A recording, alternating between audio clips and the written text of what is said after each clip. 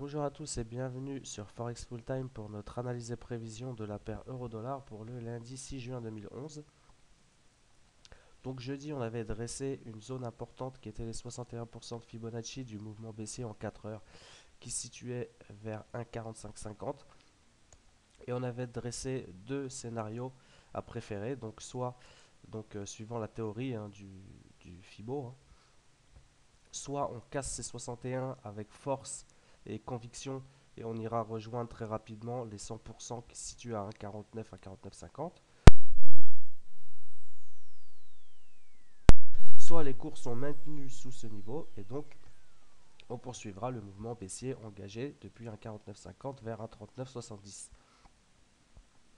Ce qui s'est passé, c'est qu'après la publication du NFP, on a engagé une grosse tendance haussière à très court terme, donc débuté à 1,4450 et qui s'est terminé sur des plus hauts à 1,4650, donc un beau mouvement de 200 pips bien soutenu, et donc on a bien cassé cette zone des 45,50. Donc l'idéal serait maintenant un léger retracement vers ce niveau. Donc si on trace le Fibo de 1,4450 à 1,4650, sachant que pour le moment on n'est pas encore sûr de la validité de ce Fibo, vu qu'on n'est pas encore tout à fait sûr d'avoir marqué un plus haut et que là actuellement on soit vraiment en train de retracer. Mais on serait donc un 45-50, ce serait les 50% du mouvement de vendredi, du mouvement haussier de vendredi, et donc qui correspondrait à la cassure des 61% de Fibo. Donc à mon avis, pour demain, euh, pour tenter un long, ce serait un très bon seuil d'achat. Un 45-50, si on avait un retracement vers cette zone comprise entre les 38% et les 61%, donc entre 45-75 et 45-25, ça pourrait constituer un assez bon support pour les haussiers et poursuivre le mouvement donc si on rentre vers ces niveaux, on prendra des profits sur 1,4650 les plus hauts de vendredi et éventuellement 1,47, ce serait une cible raisonnable pour la journée. Seulement garder à l'esprit que euh, on est sur un mouvement, un fort mouvement qui a été engagé suite à des données économiques désastreuses sur l'économie américaine, donc suite au NFP. Donc c'est pas impossible. Des fois, hein, c'est comme ça sur des nouvelles, on a des grosses poussées et qui sont tout de suite corrigées derrière.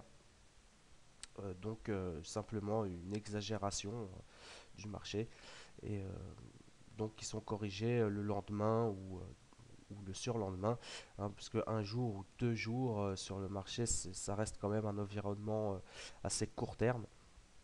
Et donc, il ne serait pas impossible qu'on revienne sous les 61% de Fibonacci.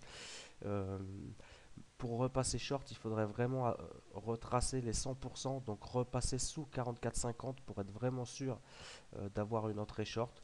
Donc, un avalement baissier serait l'idéal en journalier. Un avalement baissier en journalier serait l'idéal pour rentrer short. Maintenant, nous, on est sur une analyse intraday. On voit bien que en 1 heure, on est sur une belle tendance haussière, qu'on a actuellement un support qui se forme vers dans la zone comprise entre 1,4530 et 1,4570. Donc,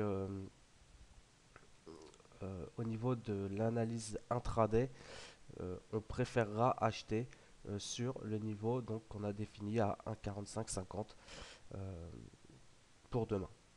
Voilà, je pense que techniquement c'est un peu tout ce qu'il y a à dire. Donc on reste long, faire attention quand même que les niveaux soient bien respectés, puisqu'on pourrait être, comme je vous l'ai dit, sur vraiment un top. Et dans ce cas-là, ce serait dangereux de rentrer à l'achat aussi haut. Euh, mais voilà, pour le moment, on verra demain pour avoir un peu plus d'informations, puisque là, après ce qui s'est passé vendredi, je pense qu'on manque un peu de recul. Euh, mais pour demain, voilà, la zone intéressante pour moi, ce sera 1,4550. Je vais vraiment regarder ce qui se passe à ce niveau. Voilà, je vous souhaite une bonne soirée. À bientôt sur Forex Full Time.